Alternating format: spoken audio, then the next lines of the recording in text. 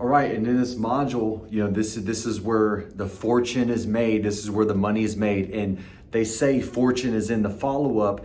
This is going to be a module going strictly over your follow-up process, your follow-up system, and your pipeline development. A lot of your money is in that pipeline. A lot of your commission check is in your CRM. It's in those buckets of leads.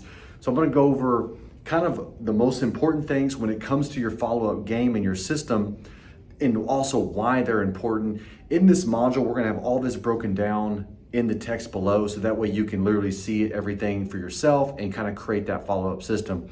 But let's jump right into this. Now, number one, you want to have a follow-up schedule. Okay, a follow-up schedule. And this is honestly the best way to do this is your red zone and your hot leads.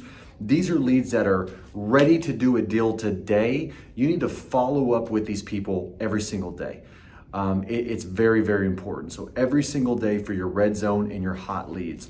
Your warm leads, you can touch 1-2 times a week on a weekly basis. So your cadence and your rhythm of follow-up is going to be red zone, and hot is going to be every day.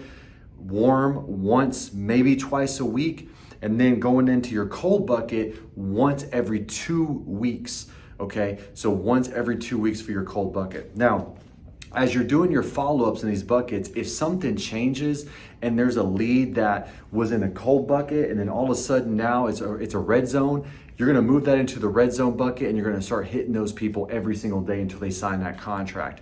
Now, if you have someone in the hot bucket and they turn cold on you, then you'll move that lead appropriately to cold. But be very careful and make sure that you're really looking at the deal properly. Sometimes people may seem like they're cold, but they're not. So really, really view that situation. I don't like to, anytime that I have a red zone or a hot lead, and I feel like I need to move them to a warm or cold, I always kind of double check to make sure, because typically if they're red zone or hot, they're ready to roll and they're ready to do a deal. But often you will have cold leads that will move into the hot and red zone bucket. Okay, so just to recap, red zone once every single day, hot once every single day, warm once every week, cold once every 2 weeks. That is your cadence and your rhythm of follow-up. Now, the second thing is, we want to hit these people with multiple channels of communication. I call this the Holy Trinity. Call, text, email. Call, text, email. Call, text, email. What does that mean? What that means is every single time you go to your next lead and you send them a follow-up by calling them, you're also going to text them and you're going to email them at the same time. Call, text, email every single time. So that's your holy trinity of communication. You don't do one without the other two. You don't do two without the three. You do all three at once. All three equals one form of one actual follow-up. So hit them on all channels. Use the holy trinity of communication. It's going to help you get in front of them. And also sometimes people don't check their text, but they see their voicemail. Or they don't check their voicemail, they see their text, or they might be at work and they see their email. So hit them on all channels. Number 3.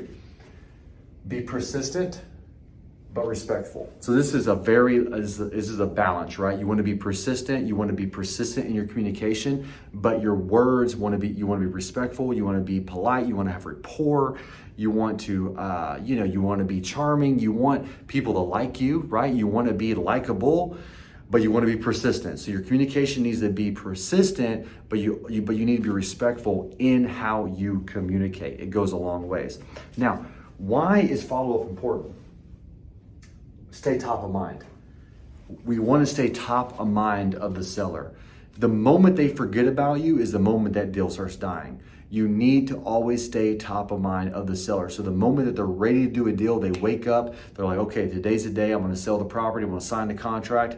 You want to be the person in their head that they're going to go do business with. But if you're not following up, they're going to forget about you. And then the last person that communicated to them is going to be the person that does the deal. So your follow-up helps you stay top of mind in the seller's mind. Number 2 is trust and credibility. Trust and credibility is very, very important. The more often you reach out to your sellers and the more often you communicate to your sellers, it raises your trust, it raises your credibility in their eyes, and they're more likely going to do business with you because they feel like they already know you. They've had multiple conversations with you, multiple opportunities to speak with you. Trust is through the roof, credibility is through the roof. They're going to have less resistance to do a deal because you're doing that. Number 3 is identify opportunities. When you're going through your buckets, you're going to see new opportunities that you haven't seen previously.